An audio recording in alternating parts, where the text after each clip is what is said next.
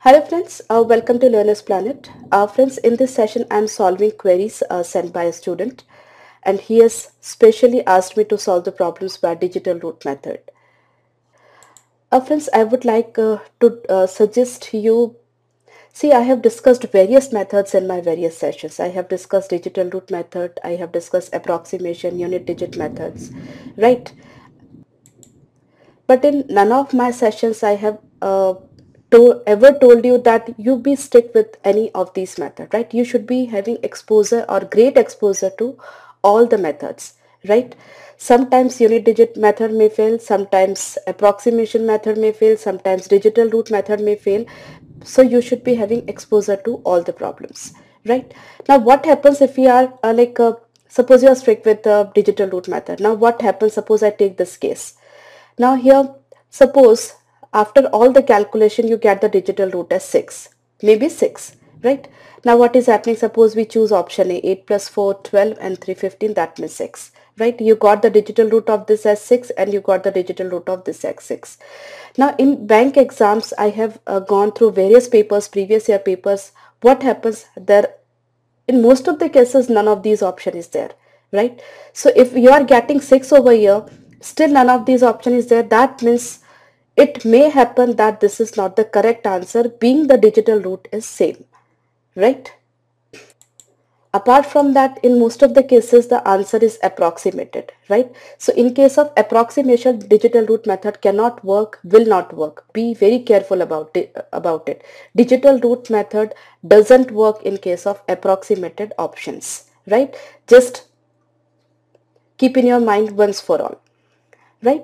See, apart from digital root method and unit digit method, approximation method is rated the best, right? Because see, you have studied mathematics for your maybe in 15 to 16 years, right? Before you appearing for any competitive exams. So bit idea of approximation we do have, right? Here if you just see it's 4567.8. That means it is around 4500. Getting me? Just listen to me carefully. It is around 4500 or 4600, whatever you take, right? So it's around 45 to 4600. Now in the denominator it is 14 into 9.8. If 9 instead of 9.8, if it had been 10, then this calculation would have been 140, right? So it's 4500 by 140.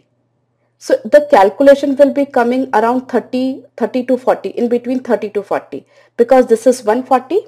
I just write it for you only, otherwise it's not at all needed. Okay, 32 point something, right? And in the right hand side you have 5038. So from 5038, what would you subtract to get 32? None of the options.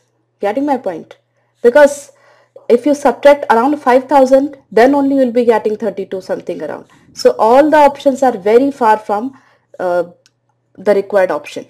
Okay, so it's none of these. No need to calculate further. Similarly, in this case, even my session of fractions where I have discussed how to add fractions, I have clearly told you that break the fraction. This is 17 and 1 18, right? This is 2 by 3. So 18 we have already got. This is 2 by 3 and approximately it is 17 6 are 102. So it's approximately it is 1 by 6. Now it's 1 by 6, it's 2 by 3, so I just take it 4 by 6. 4 by 6 plus 1 by 6, that is 5 by 6. So in all we are getting 18 5 by 6, right? So that is bit less than 19, but we don't have any option bit less than 19. So it's clearly none of these. Now where digital root method is used, where unit digit method is used, it is just giving the approximated answer, right? So without any of these method, we can solve this problem in less than 20 seconds. Okay, let's take the third one. Even in this question, friends,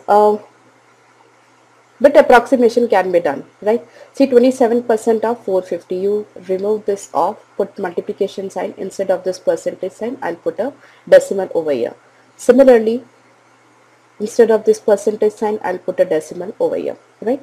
Now it is 27 into 4.5. 27 twos are 54, 54 twos are 108, and the half of 27 is 13.5. So it is 121.5, right?